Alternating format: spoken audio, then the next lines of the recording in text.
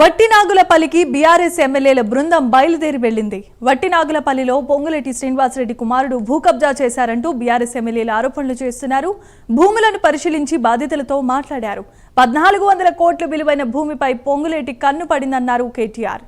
అధికారుల ద్వారా బెదిరింపులకు పాల్పడుతున్నారని ఆరోపించారు. 27 ఎకరాల భూమిని గుంజుకునే ప్రయత్నం చేస్తున్నారని కేటీఆర్ అంటున్నారు.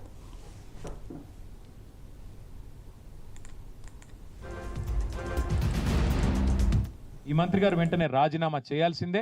ఖచ్చితంగా ఈ ప్రభుత్వం సిబిసిఐడి అని చెప్పి మంత్రిని కాపాడే ప్రయత్నం చేస్తున్నది.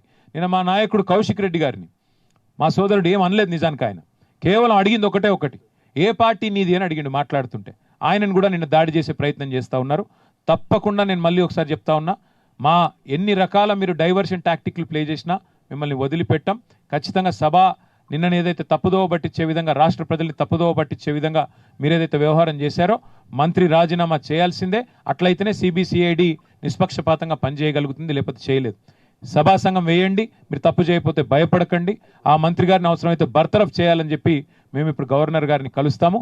భూ కుంభకోణాలు బయట పెడతాము, మైనింగ్ కుంభకోణాలు కూడా బయట పెడతాం. అందరూ ముందుకు రావాలని చెప్పి విజ్ఞప్తి చేస్తూ, ఇక్కడ గోడలు గుల్లగొడుతుంటే అక్కడ పక్కన కూర్చొని టిఫిన్లు తింటా ఉన్నారంటే నిజాయితీ పరులైన అధికారులను ఎట్లాగూ వీళ్ళు ఉండనివ్వరు, బతకనియరు. హబీబుల్లా ఖాన్ ఎట్లయితే తీసి పారేసినారో మరి మాకు కూడా గతి పడుతుందని చెప్పి కొంతమంది పోలీసులు కూడా ఇవాళ వీళ్ళ అరాచకాలకు వంత పాడుతున్నారు, అరాచకాలకు మద్దతు పలుకుతున్నారు. ఆ అధికార యంత్రాంగానికి నేను హెచ్చరిస్తా ఉన్నా, 2-2.5 ఏళ్లలో మళ్ళీ మా గవర్నమెంట్ వస్తుంది. ఈ అక్రమాలకు ఎవరు అండగా నిలబడ్డా, ఇట్లా పేద ప్రజల్ని, ఇట్లా మధ్యతరగతి ప్రజల్ని, ఇట్లా రాజకీయ నాయకత్వంతో సంబంధం లేని వాళ్ళని ఎట్లా పడితే అట్లా ఆడుకుంటాం, ఎట్లా పడితే అట్లా చేస్తాం. దానికి మేము రేవంత్ రెడ్డికి, పొంగులేటి శ్రీనివాసరెడ్డికి అండగా నిలబడతామంటే మీకు తప్పకుండా మీ డైరీలో రాసుకొని పేర్లు మీ అందరికీ కూడా వదిలిపెట్టము.